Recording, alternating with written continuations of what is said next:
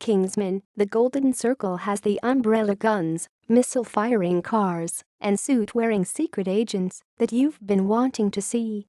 More surprisingly, the second movie to spring from the Kingsman the Secret Service comic book franchise makes a good case for what can be gained in adapting works across different mediums, like a heart beating underneath all that explosive cheesy popcorn.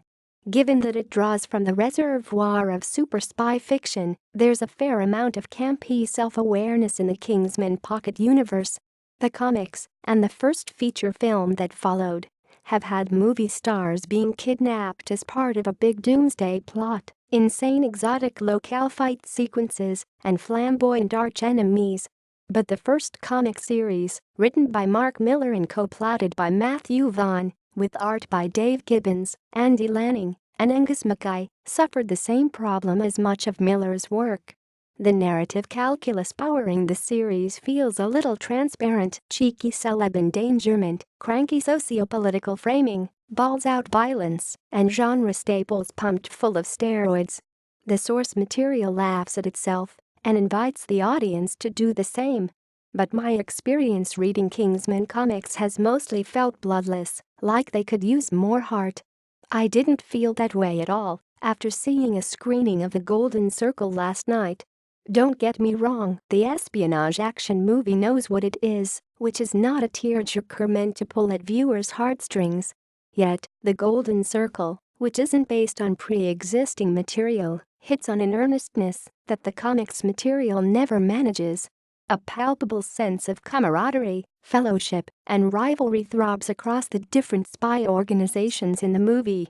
There's no pretension in the goofy, broad performances of Colin Firth, Halle Berry, Taron Egerton, and Julianne Moore, but they all manage to add another dimension to an idea that started in another medium.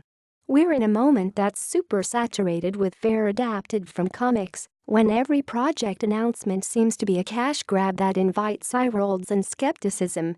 The taking in the new Kingsman movie reminded me why adaptations can be good. Inspired performances and interpretation can add facets to a world you've already experienced.